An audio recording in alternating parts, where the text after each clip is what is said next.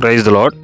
ఈరోజు మనం దేవుని యొక్క వాక్యం చూసినట్లయితే, మీ దేవుడైన యెహోవా కరుణావాత్సల్యం గలవాడునయుండి శాంతమూర్తియు అత్యంత కృపగలవాడునయుండి తాను చేయనుద్దేశించిన కీడుని చేయక పశ్చాత్తాపడును గనుక మీ వస్త్రములను కాక మీ హృదయములను చింపుకొని ఆయన తట్టు తిరుగుడి.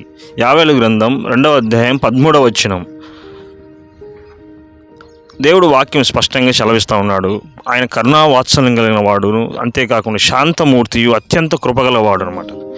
మనము ఆయన దృష్టికి యథార్థంగా కనిపించకపోయినప్పుడు, ఆయన చేసిన మేలును మరచిపోయినప్పుడు, మన ఇష్టానుసారంగా నడుచుకున్నప్పుడు దేవుని యొక్క వాక్యం మనలో ఉండదు.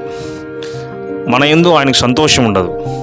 కనుక అనేకమైనటువంటి శ్రమలు, అనారోగ్యము, అపబాధలు, అవమానాలు ఇవన్నీ మన జీవితంలో ఎదురవుతాయి.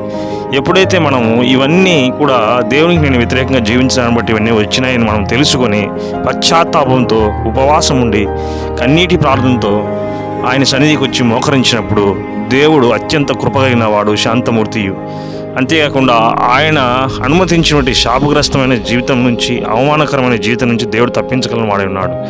ఈరోజు దావీదు జీవితాన్ని మనం చూసినట్లయితే, ఆయన గొర్రెల కాపరి నుంచి రాజుగా ఉన్నంత వరకు కూడా ఆయన ఆత్మీయ జీవితంలో ఎక్కడ తడబాటు మనకు కనిపించదు.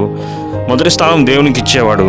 చివరి దినాల్లో ఆయన తప్పిపోయినప్పుడు దావీదు జీవితం మనకు తెలుసు.